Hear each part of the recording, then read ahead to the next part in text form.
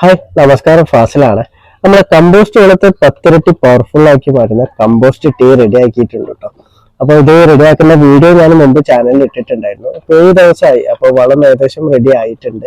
ഇത് നമ്മൾ ചെടികൾക്ക് എങ്ങനെയാണ് കൊടുക്കേണ്ടതെന്നുള്ളത് നോക്കാം. അപ്പൊ ആദ്യം നമ്മൾ ഇതൊന്ന് നല്ല രീതിയിൽ ഒന്ന് ഇളക്കി കൊടുക്കാം കേട്ടോ. ഓരോ ദിശയിലേക്ക് തന്നെ ഇളക്കി കൊടുക്കാം.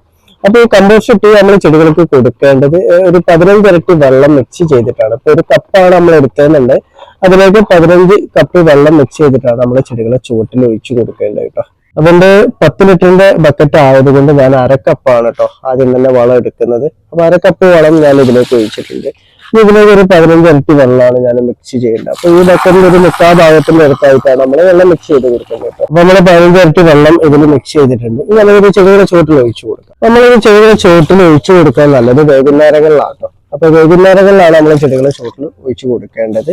അത് ഏത് തരം ജീവാണു വളങ്ങൾ സ്ലറികളാണെന്നുണ്ടെങ്കിലും നമ്മൾ ചെടികളെ ചുവട്ടിൽ ഒഴിച്ചു കൊടുക്കേണ്ടത് വൈകുന്നേരങ്ങളിലാണ് കേട്ടോ. അപ്പൊ ഏത് തരം കമ്പോസ്റ്റ് വളത്തെയും നമുക്ക് ഇതേപോലെ സ്ലറി രൂപത്തിലാക്കി 10 ഇരട്ടി പവർഫുൾ ആക്കി നമ്മൾ ചെടികൾക്ക് കൊടുക്കാൻ പറ്റുന്നതാണ് കേട്ടോ. അപ്പൊ വീട്ടിൽ കൃഷി ചെയ്യുന്ന എല്ലാവരും കമ്പോസ്റ്റ് വളത്തെ ഇതുപോലെ സ്ലറി ആക്കി ചെടികൾക്ക് കൊടുക്കാൻ വേണ്ടിയിട്ട് ശ്രദ്ധിക്കുക. അപ്പൊ പെട്ടെന്ന് തന്നെ അതിന്റെ ഫലം കിട്ടുന്നതാണ്.